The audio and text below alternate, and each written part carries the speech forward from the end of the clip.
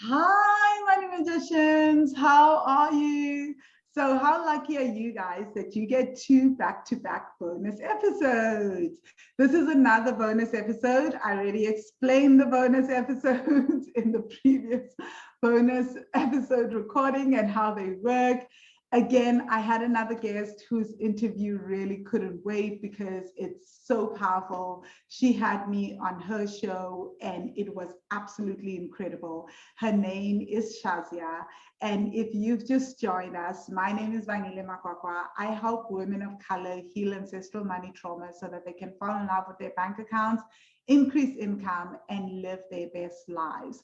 And I am also the author of Heart, Mind, and Money, Using Emotional Intelligence for Financial Success. So thank you so much, Shazia, for joining us and for coming on the Money Magic podcast. Thank you for having me. I'm so excited today to talk about money. It's one of my favorite things to talk about, and I love chatting with you. After having you on Feminine and Fulfilled, we chatted for so long even after the interview. So I'm just excited to chat again, and I guess everybody else gets to watch and listen. Right. So, I mean, it could be about money, it could be about trauma. This podcast takes all sorts of angles. And I love that. I love that for this podcast and for us and for the listeners. So, who are you? Please tell us, who are you as a human being? What are your hobbies? And then tell us what you do. Sure. So my name is Shazia Imam. I am the daughter of two very doting, proud Indian parents. I was born and raised in the United States. And I like to think of myself as a rebel. I'm a rebel maverick. I don't like following any rules. Even when I was really little, my poor mom, she used to tell me to put on my seatbelt. And as a toddler, I was like, no, I don't want to wear it, as this little girl. And she'd be like, but you have to wear it. And I'd be in the back seat taking off my seatbelt. Like trying to keep me safe. And so that just gives you a sense of who I am. And my parents were really lovely in allowing me to be independent. They raised me to be very independent. My dad was a feminist before I think that was even a term. My mom the same way. And they've just given me a lot of space to really flourish. And so now my hobbies and my interests are really watching and supporting and creating outlets for other women to really thrive and succeed. I've been able to have a lot of success in my life, despite circumstances, we'll talk about that later. And even with circumstances that I imagine that every listener right now has had, I believe that women get to have success, and especially women of color, especially minority women, especially those of us who have not had the same opportunities and have been conditioned and told that we have to live a certain way. My biggest goal in life is to create this revolution that we get to succeed, whatever that means to you. So I love that. And that is literally, if you ask me my hobby, it's that. I also love to swim and dance, and I love potty humor. So I'll keep it clean today, but if anybody ever uses any potty humor, I will be the first one laughing. Oh, I love that.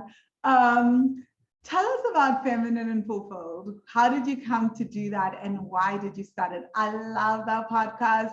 So, guys, Shazia has she has this incredible podcast, and in some podcast episodes, she just goes and she talks about these really, really fascinating topics. So I love that. And these are the podcasts the podcast episodes that I do enjoy the most are actually where she's talking on her own, more than the guests, I love the guest episodes. Obviously, this is why I listen to the podcast. I think people know what I'm trying to say here. Yes. Your episode was fantastic, by the way. It's a must listen. Thank you. So why did you start this podcast? I started this podcast. So what I do is I am a life coach. I'm a certified life coach. I've been doing this for years now. I was an engineer by trade prior to that. So I've had this journey of really coming into my power. And my power, though, is a feminine power. Let's just put a name to it, because power has a lot of charge when we use that word. I used to think power meant aggressive and railroading over people. And I just imagined like a narcissistic man. That's what I used to think. And as I went on my own journey and realized I have this feminine power, I started to discover something I always innately had. It was a power around collaboration, connection, natural power that could just show up, not because I have to be the loudest in the room, but I could be the most poignant in the room. There can be like a quietness, there can be a stillness, and just as much power as the person who's like clawing and clamoring their way to be seen. And I started to dive more into the feminine and the whole paradigm of the feminine. I'd never known that as a young woman. Yes, feminism was talked about, but feminism was so much about let's swing the pendulum to be like a man so we can make our way in society. And the feminine to me was really coming back home to who I am, to who so many of us are. And so when I received this download or this inspiration to have a podcast, because it really was, it was just this very divine inspiration that came. And even I was like, wait, did somebody whisper to me, like, start a podcast? I'm not one of those people. I won't say I have lots of inspirations. Now I understand I do, but I trusted it. I just trusted it. And I started it. I went on the journey to start it. And I just knew that I was going to create something to just share, to use my voice. And I went for it, and I called it Feminine and Fulfilled after iteration and iteration and iteration of like, what should I call it? What should I call this podcast? And it just, to me, encompassed like what I've created in life and what I want for others and what I continue to yearn for, right? I can feel fulfilled one day, and then the next day, maybe not so much. And so it is this journey. So the feminine and fulfilled felt very encompassing. And almost 4 years later, we're still going strong. And I've met the most incredible women like you. And I've shared so much too. I bared my soul. There's nothing left to say. I'm like, everybody That's always knows more, because you're always expanding. I listened to the podcast where you also had your husband on the podcast. That was very, very interesting as well. So I was like, wow, okay. This is so much fun. So how did you come to life coaching and to do the work that you do? Because you were already a rebel. How do you go from engineering to life coaching? What takes you on this path? Life, of course, takes you on a path. We're living our life, and then the divine has something bigger planned. So I was definitely following a very traditional life of get the good degree, get the good job, checking off the boxes, get married, have kids, following this very like structured, okay, if I do this and then this and then this and this, then I'll get all these gold stars. And at the end, somebody's going to give me an A+.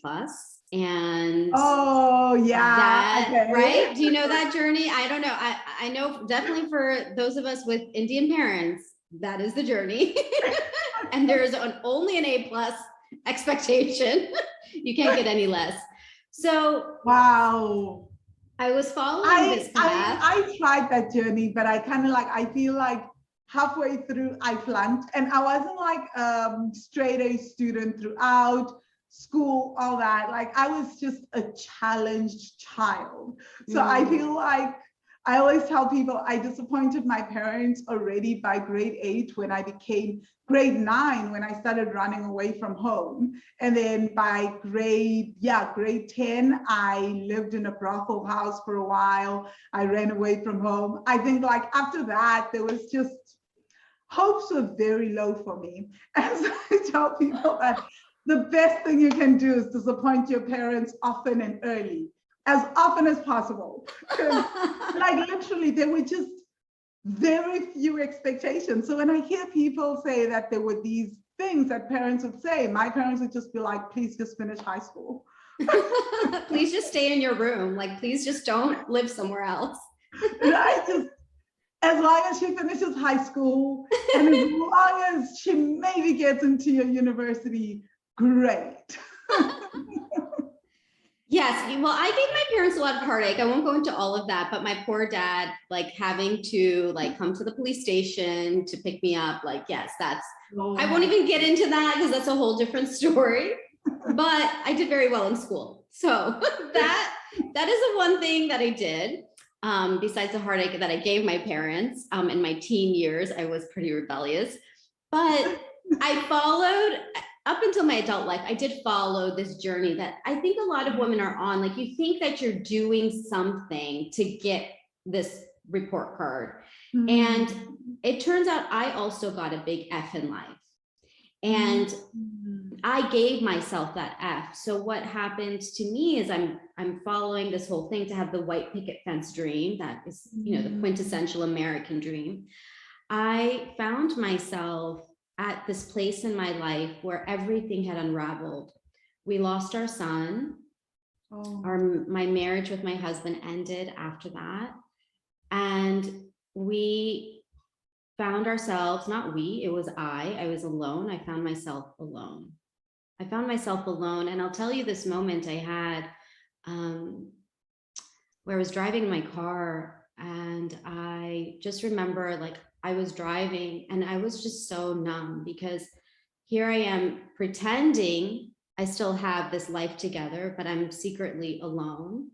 And I was so ashamed. And I remember driving and just wishing that a car would come hit me and that I would die. I wish that I would die, because to me, to be alone at, you know, in my 30s felt like such failure. Like, that's how much emphasis I had put on this white picket fence dream. Yeah. That actually being alone, like being a divorcee, felt more painful than losing my child. Like the gravity of that, of the conditioning. Oh, wow. That devastation ran so deep that I thought my life was worth more if I wasn't in this world than to be in this world as a failure. And that, like, with this, not through the same circumstances, but someone who has struggled with depression and suicide ideation. I understand, like, what it feels like when you just want it all to end. And I remember reading on Instagram that someone said, for people that are in that situation, it's often not that we're in that situation because you wanted your life to end, but you wanted life as you knew it then to end. You know, and that resonated with me so much that actually that's it. Once that started to shift, I no longer wanted my life to end. Yeah. And I had to come to that resonates so much. And I had to come to that moment. And sometimes we have to hit that rock bottom to then really ask ourselves, okay, well, now what? Because yes, could my life end? I mean, I wasn't going to take it because of my religious beliefs, you know, and at the same time, I was wishing it would happen. So that's just as bad in many ways, because I'm not actually living. And I did have a choice to make. Like, this was my life and I had to accept it. And that for me was the greatest lesson, was the acceptance and the letting go of what I thought my life was supposed to be, and actually accepting that this is my life. And the big question in front of me is, when I take away the children and the husband and the degrees and the job, and you strip away all of these things on the outside that we're working for, the money, all of the things, the question I was left with is, what does it mean to be alone with myself? Like, who am I? This is the question that was really underneath. And and the question of what do I even want? I had no answers to these questions because there had always been something to strive for, to achieve, to get, that I had lost myself. I had lost myself in the process. And here I was, and the divine was saying, I'm going to take everything from you so that you find you again. And that is the journey that I then went on, that took me to coaching and what had always been waiting for me, but I just kept pushing it away because I always felt a lack in my life. Even when I had those things, even when I was checking off the boxes, there was this level of unfulfillment. Like I always was like, why don't I feel good at the end of the day? Like what's missing? Like, should I get my MBA? Should I do this? Should I do that? And it was always, well, what should I do? And my journey had to be about my being and who am I? Ooh, there's so much there that I want to go back to, but I'm going to start with what you've just said about my journey was about my being, because what you've just said is that I see a lot of us keep thinking it's, I need to go do this, I need to do this, I need that next qualification, that next thing, I need to keep doing and doing and doing. And yet, when we are being, it's such a different process. So can you just explain to us what you mean by being? Because I realize that many people don't understand what it means to just be. Yes. I mean, that I could not have understood at that time either. I just didn't. I only knew doing. So we've been conditioned to do. We've been conditioned to achieve. And especially in the Western world, I mean, that's what is rewarded. So it's easy to do things, it rather than being. So when I think about being, what is different for me now is that when I feel a certain way, because it's not as though I still don't have heavy feelings, I still do. So, I mean, I'm a very deeply feeling person that's never going to go away. But I've accepted that. Before, I'll give a really good example. Before, when I would wake up and I would feel sad, I would be like, okay, well, why? Why do I feel sad? Okay, it must be because, oh, it's them at that time of the month. And oh, I didn't exercise and I didn't do this and I did. Okay, so let me do. Let me do something because I have to fix being sad because there's something wrong with sad. Okay, right? Like, so now I'm doing to not feel something. Whereas today, when we talk about the being sad is a state. It's just a state. It's a part of the way that we feel and we emote. And I want to just say something because I know somebody's thinking this because I used to believe this. Feeling these feelings doesn't make you crazy. And I used to worry about that. I didn't want to be like this emotional, out of control, like crazy person. I used to imagine like, I used to imagine this like woman, the women who wear those boho dresses and they like spin in circles in the field and they're like, all hippy dippy. I like had a lot of judgment about women like that, right? Because those were my own judgments and I didn't want to be that person. Oh, wow. So I was also trying to control who I was. So now coming back to today, I've let go of the judgment of a woman like that. She's just free and that's who she is. And I am also free. I am also free that when I wake up and I feel sad, oh, I feel sad today. I can be with it. I don't have to explain it away. I don't have to make it go away. And I also just understand that I can sit with it and it's not comfortable. I love that. Yes. Yeah, but it's also okay. It's okay. It's okay to feel what you're feeling and to be where you are. I think that's what being is in essence, right? It's like allowing yourself to feel and be and to have the thoughts that you're having in that moment. Allowing yourself to exist. That is the definition of being, where so many of us are trying to erase our essence of existing, you know, we're like, living like this is wrong. I should be this kind of person. This is what existing really is. And it's like, no, it's not though.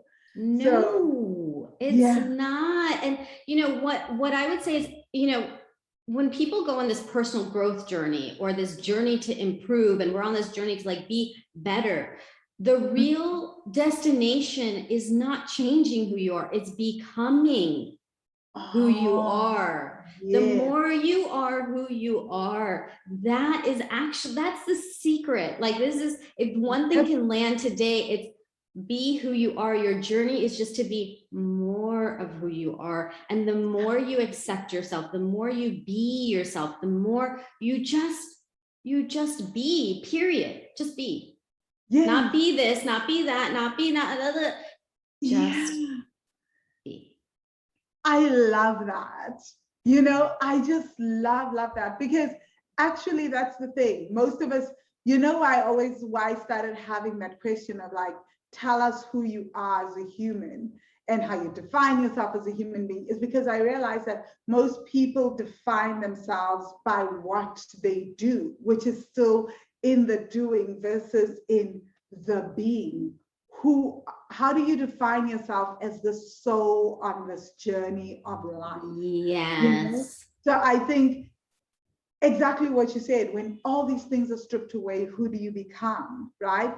And which leads me to my next question around what you said about things started to change for you, that there was a sense of peace that came upon you when you accepted that this is your life, not life as it should be. Yes. I find that, like, I define that as surrender and acceptance. I find that when I stop fighting what is and start accepting what is, only then can I find the gifts and can I see the miracle of divinity in that moment. So what has been your journey in surrender and acceptance? What are some of the gifts that you've gotten from that? For me, there's been so many. The first and the biggest thing is that my life has become bigger than I could have ever imagined. Oh, I love ever. That. I got everything that I had wanted back then and so much more. Oh and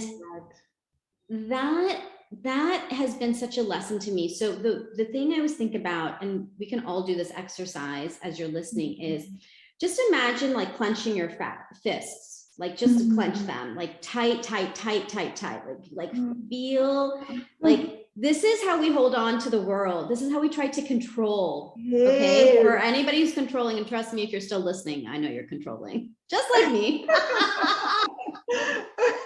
like me. I do that with everything, with relationships, with money, with everything. Like, and I still try to do that where I'm like, oh my gosh, this is the best you can do. You know how I still do that in life with Airbnbs? Because I'm constantly, this sounds bizarre, because I'm constantly traveling, right? Like, I'm highly unlikely to be in the same location, in the same house in the next 3 months, right? And it's been like that for most of my adult life. So what have I been starting to do recently? I'm like, every Airbnb I go to is so gorgeous. I'm like, I don't want to leave this place, so I want to hold on to it. And I'm like, no, I shouldn't move on to the next venue, forgetting that, like, this is what I'm doing. Like, I love traveling, but I almost want to transport the Airbnb with me, because I'm like, oh my gosh, I didn't grow attached to it. And you know what I've noticed recently? I'm like, but I'm like that with every Airbnb. So every new place I find myself, regardless of the country, it's better than the one before. But before I move on, I always have this belief that it can't get better than this. Yes. That there's no way it will get better than this. What is that about? So I've noticed, oh my gosh, I used to do this with relationships. So I was telling a friend about this. I'm like, I did this with men, with relationships. I would take forever to leave, even though my spirit is like, you've gotten what you guys both need from this, so you can leave now. And I'd be like, no, there'll never be a better relationship in my life. I'll never find someone better who gets me like this. You know, it's so funny. I'm clenching so tight still. So if anybody's still doing it, stay with us. Keep holding because it's going to make sense. I did the same thing in my first marriage too, and it wasn't even a good one.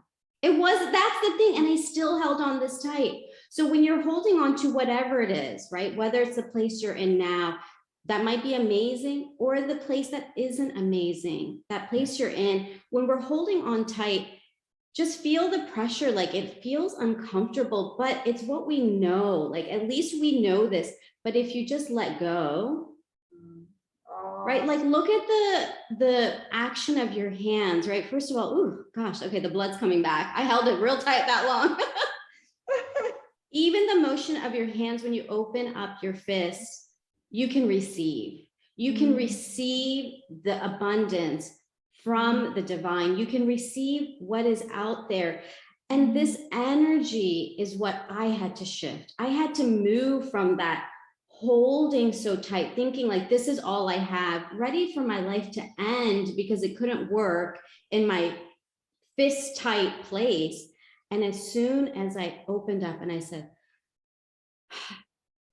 I just let go, then the divine said, thank you, Shazia. Like, now I can come in. Let me show you what's waiting for you. Let me show you what's actually available to you. And that action allows you to receive. When you accept, you can then receive. You can let go. You can breathe. Physically, I wanted everybody to do this exercise so you could feel physically how you may be living energetically, because I was. And then I ended up getting, the happy ending for the things is that I did end up meeting my soulmate, that episode that you listened to. I mean, we share a lot of things on there that I hope my mom didn't listen to. You have to go listen to it. It's awesome. We moved into the home with the picket fence that I'd always dreamed of. I have the money and I'm living a purpose-filled life and I'm having all of the things, but what makes it so lovely and fulfilled is that with or without those things, when I look in the mirror every day and I look at myself, I love who I see on the other side. Like, I love seeing me. And that is, like, literally, I look in the mirror, smile, and do a little, shimmy to myself. And it's just this very genuine place. And it's not because I'm perfect. I am a perfectionist, but I'm not perfect and I never will be. And I've accepted that about myself. I've accepted my life today in this moment. And the more that I accept, the more I let go, it's like more things keep coming in. And I'm like, and sometimes I'm like, isn't it enough? And it's like, no, there's no limit. And now I can receive that. Yeah. But only as I continue to allow myself to receive. Oh, that is so, so powerful.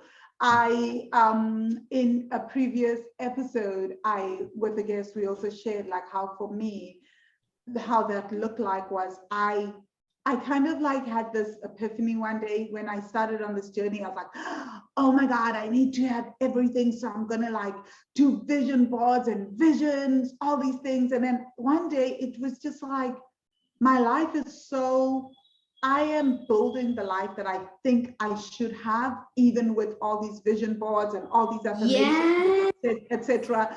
This is the life that I feel like source could give me. And the things that, and like, honestly, it's not something that I could have envisioned. I always thought, oh, I would travel and maybe live in a country for 5 years and then like get a job there and then move and everything. And Spirit was like, no, sis, you can do like 7, 8 countries in a year and just keep it moving. And there's no limit. You can decide today, wake up and say, oh, I want a beach view, and then go live there for a while and then decide, oh, I miss the mountains, which is literally what I've done in the last 2 months. I'm like, wanted the ocean, I miss the mountains.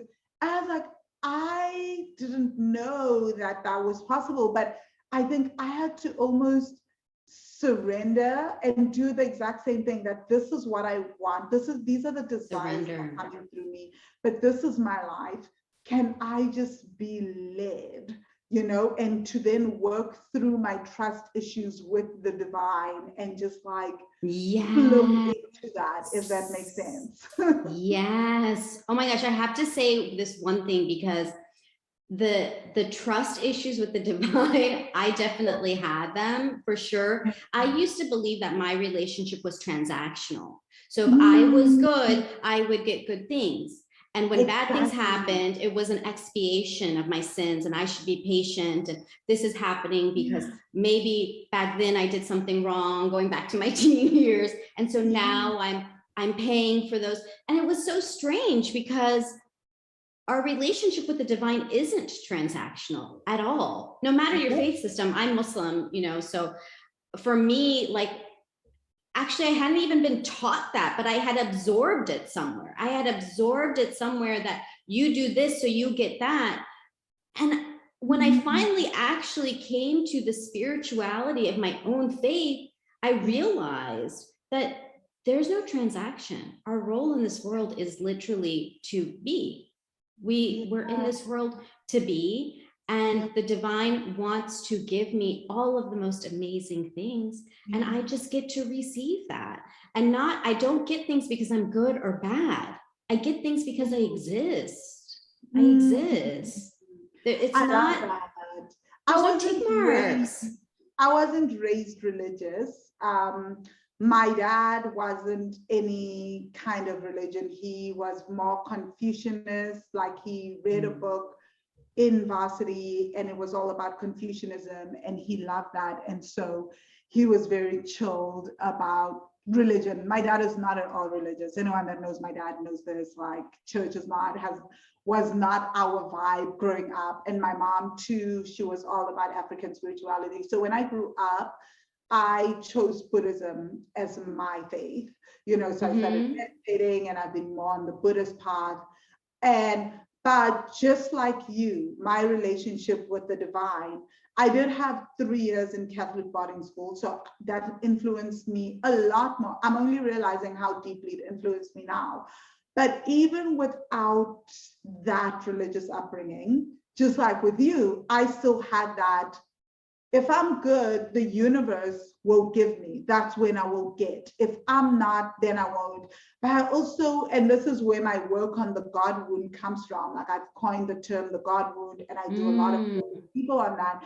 And it's around that like belief that somehow to receive from the divine, we need to do so much. So if I want to be supported on a major dream, I need to do something so major that the divine will applaud and say, oh my gosh, Vanilla, now you are deserving finally. But then the conundrum was I never knew how much was enough for me to start receiving, to allow myself to receive. Yes. So it's like, at what point? And then I realized that I was doing good, not because I wanted to do good, or because I believed it was good, but because I'm trying to impress the divine, you know? And when things weren't coming, then I'd get so angry. Why is it that I am this good person? I do so much good in the world, and yet I get nothing in return.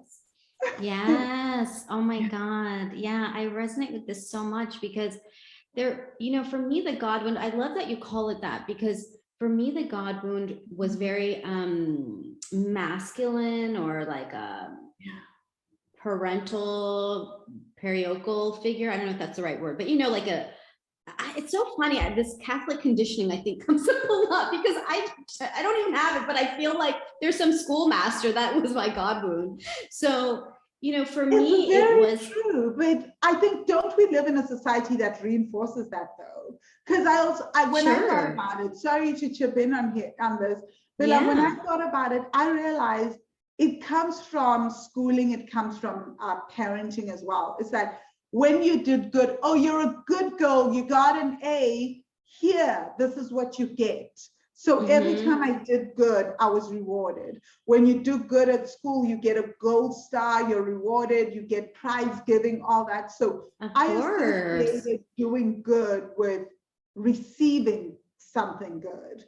you know? 100%. Then I was just like, I remember when that hit me and I was just like, oh my God. So the times when I was receiving big things is because I'd done all these awesome things. So when I would pass or do really well, then like my parents would do something awesome as a reward. This is just rewarding me for existing. So it was Yes. programmed into me that I have to do if I want to receive something big, I have to do something big. Absolutely. Absolutely. And you know that I mean, my whole life was waiting for that gold star. It was like everything was like that. And what really shifted for me when I went on this journey with myself, like to really discover myself, is my journey with the divine completely shifted. And I started seeing the divine as my friend. And I'll tell you something, I don't tell a lot of people this, but I used to lie in my bed at night or in the morning or whenever, and I would sing songs. I would sing songs to the divine. So I would say, you know, and I say Allah, I'm Muslim. So I would say, oh Allah, I love you. You're my best friend. Thank you for everything. Like, and I'm not a good singer. I'm not, you know, like that's not actually my nature, but it was like so tender. Like, and I felt, and I still feel like Allah is my best friend, you know, like always listening, and just like that tenderness of like, you know, when a little kid, like when they hold your hand and they just say something so sweet, like I could finally absorb that maybe parent child. And I don't feel like it's a parent child, just feel like it's a friend, like we're just friends. Like I can't explain it, but if I can sing to anyone, I would never sing to anyone like that. But I feel like I have that relationship and that tenderness and that vulnerability to just show up like that. And I would just feel like Allah was listening to me and just holding me, and I would just sing. And it was these moments of like gratitude and love and just joy, just that's pure joy, you know. And that's where I feel like the magic came of letting go, the surrender, coming back into joy and fulfillment. It's not doing something, but it's in those moments that opened up so many things. So sometimes I still sing. I still do it. I love that. I love that you said that, because it's something I was even just thinking this morning, that I noticed that the more I heal this wound with the divine, and the more that I trust that being me is enough, that like my own divinity is enough, that I don't have to be anything more, and that I am held, I'm loved by divinity. Yes. The more I notice that I trust life, the less I stress, and the more I start receiving, and the more I expect that I will receive, you know, that the things that I want will come to me with ease. So I think that is so, so profound.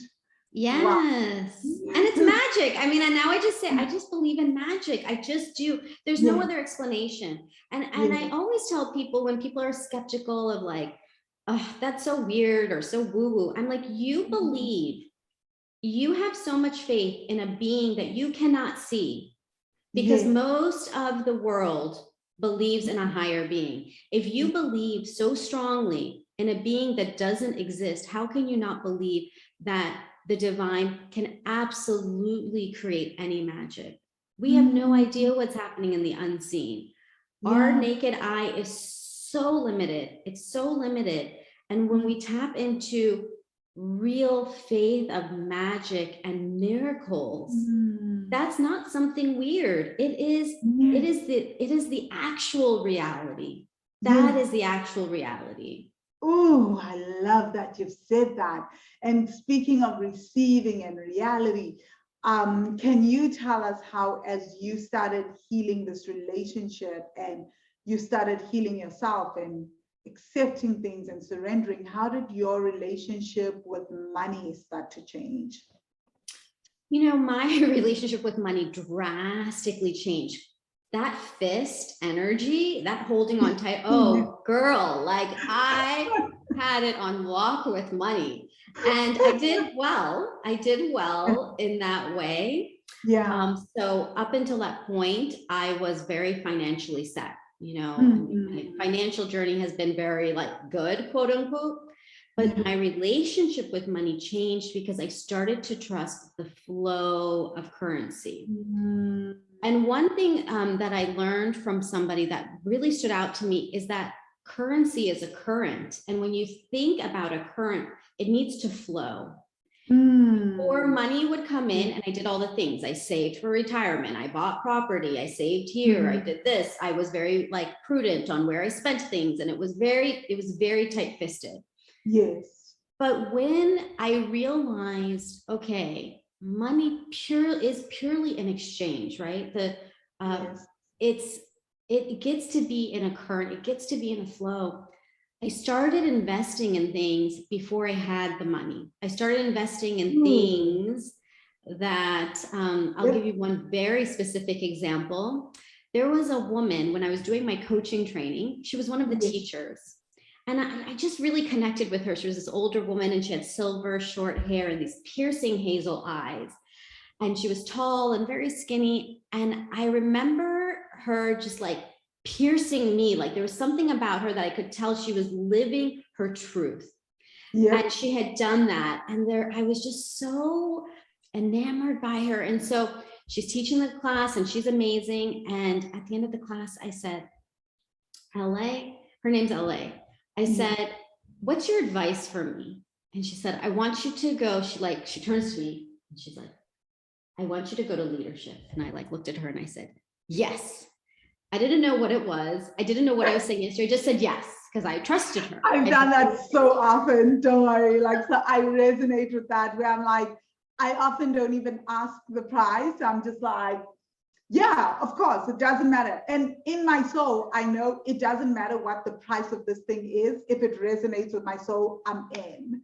This is how I started to live. And I think this is the secret to how I'm able to travel continuously, because I just know that I'm supported.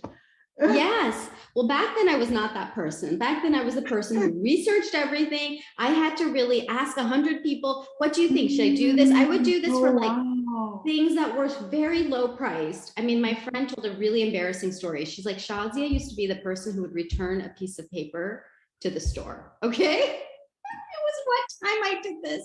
It was from one of those art stores. So I returned the cardstock that I didn't need. And I told her, I said, but I don't need it. So I'm just going to return it. She's like, Shazia, it's a piece of paper. And I'm like, oh my God. Okay, so I'm giving you context. Okay. So here I am saying yes. Okay. I'm saying yes to this woman. So I get home and I look at the program. Okay. And the program is 10 months away in the mountains of North Carolina. And it's this leadership program. And it was $13,900. Wow. And I'm sure you were like, had you ever spent that much money on yourself before? Never. I just told you my most embarrassing returning a piece of paper story. Okay. Yes. Oh gosh, how could I forget that?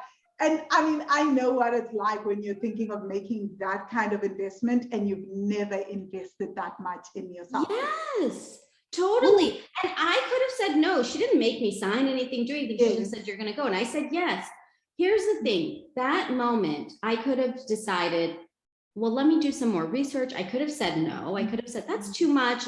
That's not prudent. That's not a prudent decision, right? There were many ways for me to have a way out, a back door. But I decided to stay with the promise I made, because when I said yes to her, I made a promise to her energetically, and I made the promise to myself. Oh, I teach a lot about that, but keep going, because we're going to talk just a little bit on that, breaking promises to yourself. And when you say yes to something and then you don't follow through with it, the energy that sends out to the universe. Totally. So I said yes to her, and I'm a woman of my word. I am. That is one thing. I learned that from my mother. So I said, okay, and I signed up. Did I have, and this was in the midst of my divorce. I don't have $14,000 lying around. I'm getting divorced. Like there's a lot of moving parts, but I trusted. And the short end to the story is that that program changed my life. It changed my life. And I would pay $14 million for that today. I would pay whatever for it today, because it was exactly in that moment that the divine had sent through her to me to say this and the decision, and for me to make the bold decision to keep going and then to show up and to do it. Like all of these things led to who I am today. Yes. And that, of course, now I invest and I do all the things, but it was that catalyst moment to say, will I trust money to come? Yep. Because money was the one resource I held on to really tight. And did I trust that there was something for me on the other side? And there was, and the money came, as it always does. As it always does. It always does. But I think most of us, we're saying as it always does, I think most of us get stuck in that of, will the money come? And so we don't make that leap. But no, I resonate with that. And I wanted to touch on what you've just said around the saying yes. I teach a lot about that. I have a class called Divorcing the Spirit of Debt, right? And one of the things that I teach in that class is that one of the ways that we create debt unknowingly is through our words and our thoughts, like not our thoughts so much, but through our words. So when we say yes to something and then we don't honor that, we have now created a debt in the universe, that was never. So now we've like created this vacuum where we are suddenly, sorry, I'm just going to change my lighting a little bit, guys, like having lighting drama because my lighting is too light. It's a real thing. That's a real thing. It is a real thing. Hey, oh, there, now it's too dark. Oh, this camera takes a while, guys, to tune in because sunsets are happening in the cave, all that. So yeah, so anyway, we create debt unknowingly in the universe because we're saying yes to something. And because you've said yes to something, the universe is waiting for you to honor your yes. So because the yes is unhonored, in that action or whatever, the debt has to be taken from somewhere. For most of us, it will come out of our bank accounts. So most people are like, oh my gosh, why do I have so much debt? One of the first things I literally teach to people who are heavily in debt, and this is how I came to do this, was also with myself when I was $60,000 in debt, and how I was able to pay off $60,000 in about 3.5 to 4 years. I literally was like, one of the first things I'm going to start becoming is impeccable with my word, like, oh yes. If I'm not going to do something or I even doubt something will be done, I say no. So if I see a program and I'm like, oh, do I want to be in? I just don't even say yes and then don't show up. I just say no, right? Yes. Because I feel if something changes, that's great. But that was literally it was a small but profound action.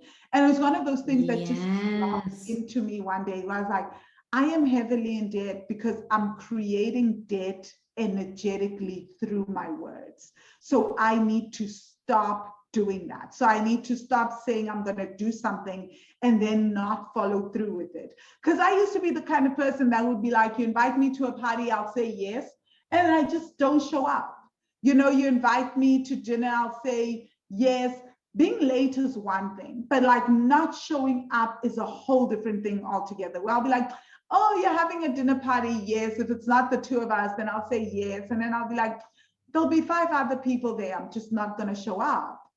But I'm like, can you imagine what I was doing energetically and with relationships in my world? Yes, I can. I can. I'm so glad you realized that. I love that you put language around that, like, and likened it and linked it with money. What's coming up for me is that what I was doing when I think about it energetically is that, and here's the irony. I was never in debt. I paid off my debt when I was 22. I had a little bit of school debt and I paid it off like this. But my place was that I was stuck.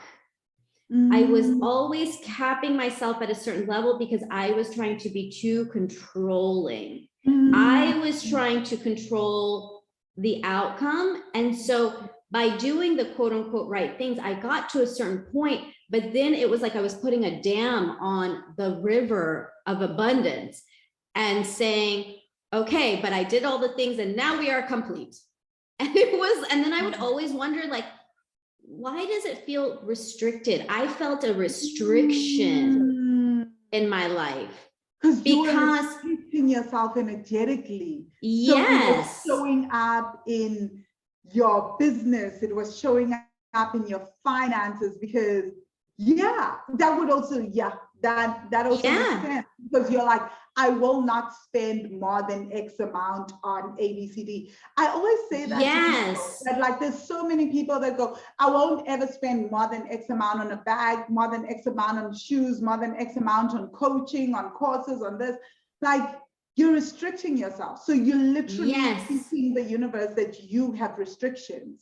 So it will show, those restrictions are going to show up in every area of your life.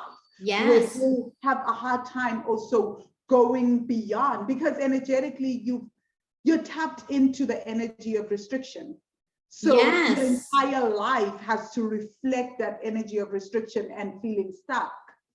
Yes. And you know what happened to me, Vangile, is that I ended up, then I swung the pendulum. Okay. So one of the things I did is then I was like, well, I'm just going to invest in everything, because now if I don't invest, then I started making it transactional, because I was like, if I don't invest, then I'm limiting my resources. And then I swung too far. And then, to be quite honest, I did invest in things that I felt a maybe and not a hell yes about, like what you were referring to earlier. And then I would be like, but I have to do it, because if I say no right now to this, then what else am I saying no to? And then I got caught up in all of that. And then finally I was like, no, that's not working either. Right? Then it's like, holy crap, did I ever spend like $150,000, $200,000 on personal growth? Like, no, I don't have to do that. And I've come to this balance where, yes, now I follow the hell yes. My hell yes question too, I'll add another really tactical thing that I do is I ask the deathbed question. So when something comes in front of me, I ask myself, on my deathbed, will I regret not having done this? Yes. And then the answer to that gives me the answer. Like, it's always really clear, because sometimes I'll be like, I'm not going to care on my deathbed, but other times I'll ask that question. I'll be like, yeah, on my deathbed, I'll be like, I'm so glad I did that. So, oh, that's awesome. Now I follow that so that I don't have to spend all my money. I'm not playing a game with the universe. What I do now is, if I love it, if it's the hell yes, if it answers the deathbed question easily, then I'm going to get it. And the money always shows up. Always. Yes, I love that. Oh, that's so powerful. Like, that is one of my big things now. It's like, my word is my bond. And I always say to people, if I'm saying yes to something, I know I'm going to do it. And I'll even say to people, can I please get X amount of time before I do that? If I know that, it's taking me longer to do something, but I said yes to it, I'll go and I'll renegotiate and I'll say, I still want to be part of this. Can I have more time to do A, B, C, D? I think that is just so important, because, like I said, honestly, what I call it is just not creating energetic debt in the universe, where the universe this is what has to happen. And because I don't want that debt to be taken out of my finances, that it's a balance, and I always use the example of, say, for example, crazy example, but I always say to people, sometimes take, for example, where I'm stealing from a company, right? So let's assume, that's a big example. Okay. Like a random example, right? But we're talking about money. Say I'm an employee in a company and my job is to manage money, and then I'm stealing from the company in some way, and I'm taking money from people in this company, and it's small little amounts of money. But let's say that the owner of that company was using that money to put her daughter through university. That's why she was doing this thing. Sometimes I say, the thing is, what I've learned from the universe is that it doesn't mean that money will always be taken out from my account because I've stolen money. I'll lose money. Sometimes what you lose is the thing that you have denied the other person by stealing that thing. Ooh, chills. Right? So it's like, because I have stolen that, suddenly I'm wondering, why is my daughter not able to get into all these universities, and why is she not getting all these opportunities? Suddenly my daughter was going to get maybe a scholarship, but then she loses the scholarship, and then I'm forced to pay for her university fees, which is way more than what I was going to be paying, than what I was stealing to begin with, right? So the universe is still taking something, but because I denied another person as daughter ease with university, with them going through university, somehow that is taken from me in return. So it's not always money in the way that we think of it, that someone will come and steal money from me, but it's still in other ways. So this is how I've learned that, like, it's a karmic thing, and I call it money karma, and we don't even realize this. So I'm like, it just works in your favor to be, to honor your word and to just act within integrity, because you don't know how it's all going to play out, you know? That's so powerful. I'm just taking all of that in, because I just got chills thinking like how it can come back in ways that you have no idea. And that piece is so key. Like, I've never thought about it in that way. I mean, I'm actually sitting here in a lot of gratitude, because my mom, I was referring to her earlier about the integrity. She wouldn't even allow me, if we found a penny on the street, she would say, you can't pick that up because it's not yours. Oh, that is not yours. And I actually had to kind of take that as a money story later on in life to also understand that sometimes we are given things, right? Because my piece was around restriction. But, right? So it is nuanced, but the integrity piece, that is one thing that between what my mom taught me and my dad, like always saying, if somebody calls you, you have to return their call back. You can, like, I feel like I got those things, and now I'm making this connection of, ooh, okay, yes. Energetically, the integrity piece has kept me going. So I'm happy about that. And now letting go of the restriction piece. So it's so important, I think, for each of us to really see like where we energetically are either closing the opportunity, and also acknowledging where we are opening things too, because that's just as important as well, to recognize where are the places that we are allowing things to come in, and where are we closing. So I'm getting so much just listening to you. My gosh, I'm getting so much from this as well. Like, I love what you said about the restrictions, because actually I hear this a lot in the personal development industry, and also with myself, how people started to up level when they started to allow themselves to spend more on themselves. Yes. And I'm like, that is also where my shift started to happen, when I stopped looking for the cheapest of coaches, courses, cheapest dresses, everything. When I knew that restriction, the restriction on my life, things started to just lift and shift. That is just so profound, because I've actually, believe it or not, never made the connection with restriction until this podcast, because I'm like, oh my God, that's also an energy. It is. And that was so my archetype. That was me. I would walk to, and I still do it, and I have to catch myself. When I would enter into a store, I would go straight back to the clearance section. That's it. Oh my gosh, yes. You only, like, I have people that say we only enter a store when there's a sale, you know? So there's Yeah. nothing wrong with that. It's great. We all love a bargain. We all love sales. We all love clearance. It's when you only buy things when they're on sale. You only buy clearance. Yes. That's the thing. That is the cap. It's the only, you know? Or I Yes. don't go above this amount. Yes. It's like, that is just restriction, restriction, restriction. Yes. Oh my God. I have to tell you this story. So what I have learned about money and this whole restriction piece is that, again, it goes back to when I first say the yes, the universe will always respond in turn. So I'm going to give a shopping example because we're in there. If I walk to the clearance section, that's all I'm going to get. But when I was doing a photo shoot last year, I had the vision in my mind of what I wanted my dress to be, and I could not find it. I was searching online. I was going store after store after store.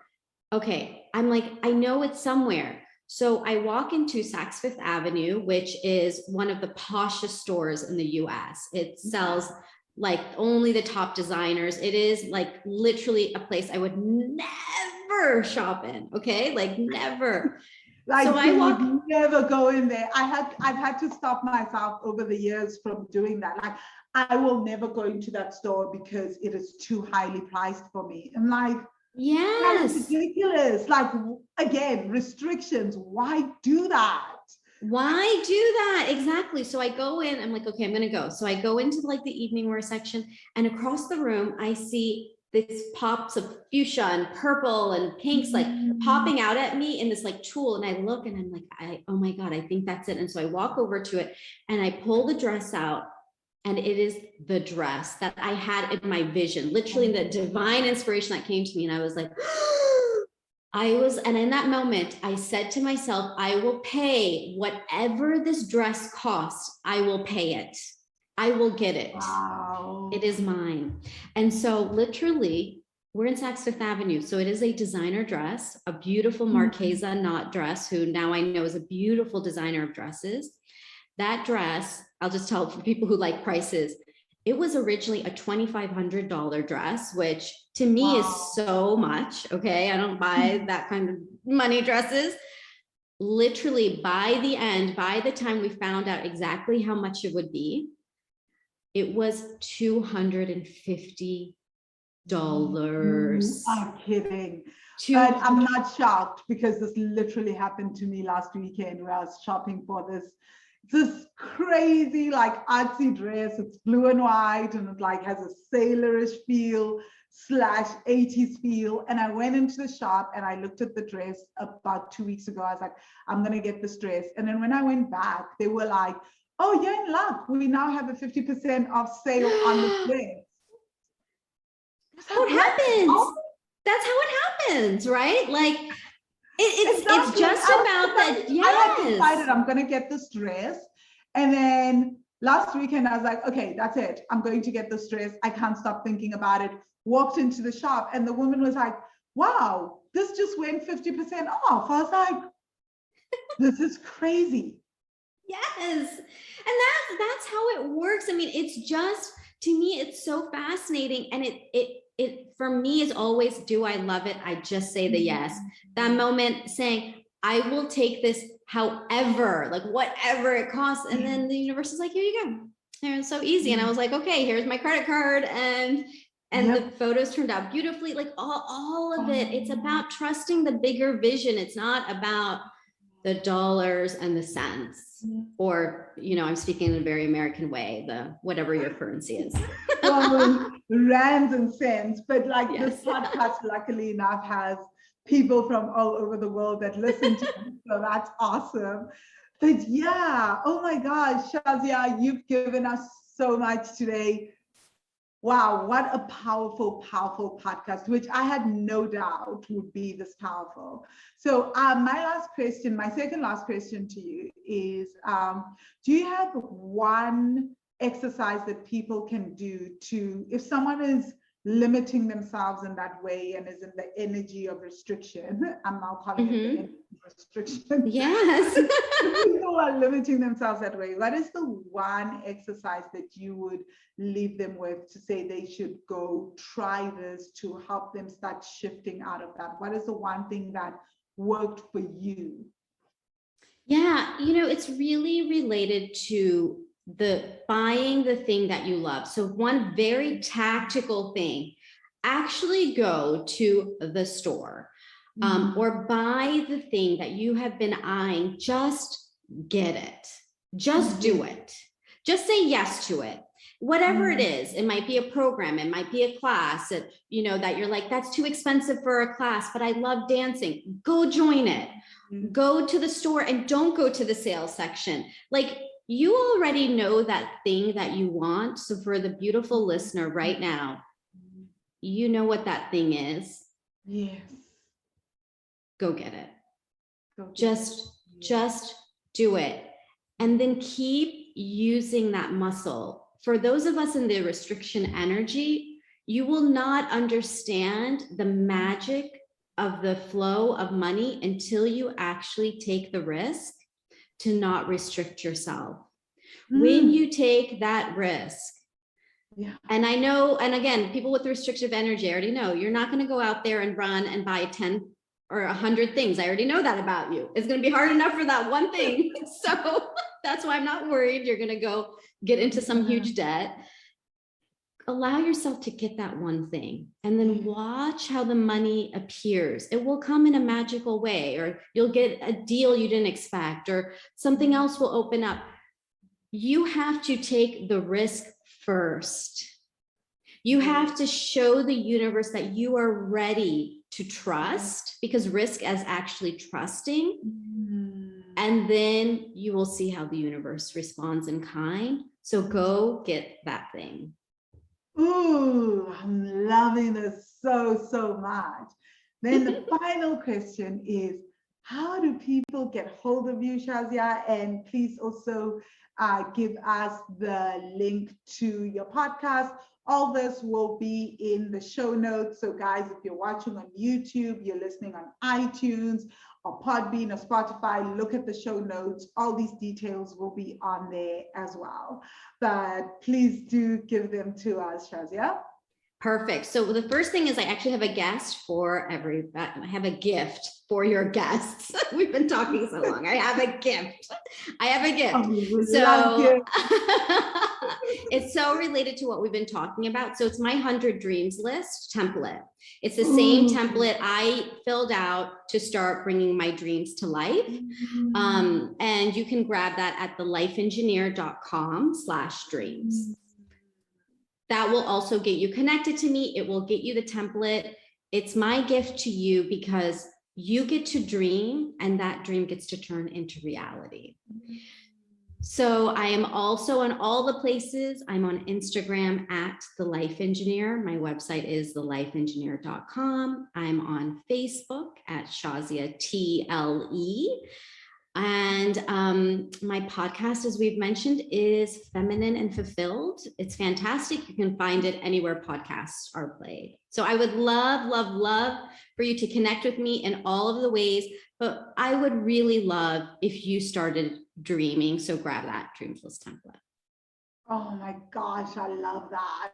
That's one of the first things I also did when I started the journey, was to write down 100 dreams. Really, I was looking at it the other day, and one of the dreams was to be able to gift my parents separately vacations. And I realized that I've done that for my mother, and now like I'm dreaming up a vacation for my dad, So I was like, oh my gosh, like I've been like, and I was very specific about the kind of vacations I want to gift them. And because my mom loves massages and things like that. So she got like 2 weeks, a 2-week retreat in Thailand with 5-hour massages every single day, and like good Thai food and everything. And then she got to come to Sri Lanka and stay in a 5-star hotel right on the ocean with ocean views, everything. I was like, oh my God, I didn't even know. It was just, the dream was that. But There've been just so many, and some of them are just like simple dreams, like learn how to do a Yes. handstand or things like that. Yes, exactly. It doesn't have to be a big, big dream, you know? It doesn't. I think one of my dreams on the dreams list was getting chocolate chip dunkers from Trader Joe's, which is this grocery store here. That was on my list too. It's not about the magnitude of the dream. It's about expressing your dream and then living it. And some are easy, like you can go to the grocery store and buy cookies, and some were really big. One of my dreams was, it's my turn. I wrote that as a dream. Oh, wow. It's my turn. Because I didn't know how to make that happen, but then that came to life too, because it's been my turn. It's been your turn. It's been everybody's turn who's on here. Yeah. So your dreams can be whatever it is that's meaningful to you. Yes, wow, that is so powerful. One of the dreams, funny enough, because I wrote these when podcasts were still becoming a thing, was run a podcast, have a podcast sets me on fire. I know, like I've been reading, like, so I read these once a year, and this year I read it, and I'm always like so mind blown by how this is happening without me having to look at this and be like, this is what I'm going to do. I'm just like, this thing is just happening. I don't even bother myself. It just happens. So guys, we get that 100 Dreams template. It is so, so powerful. I'm so glad that Shazia is giving this to you guys as a gift. And if you are enjoying this podcast and you're like, oh my God, these podcasts are live, they're so incredible, please go to iTunes and leave us a 5-star rating and leave us a review. Tell us what you've loved about this podcast. And even this particular episode, right? And go leave us a comment on Podbean and on YouTube. So grateful for all the incredible comments that you guys are leaving on YouTube. Do continue with that. And of course, follow us on Podbean as well. So, and share with family and friends. So thank you so much for tuning in today. Thank you ever so much to Shazia for an incredible podcast. Mm-hmm. Thank you. I loved coming on. Thank you for creating this space so that we can share and in such a beautiful way. So thank you. Yeah. And guys, I'll see you next week. Have a fantastic week further. Bye.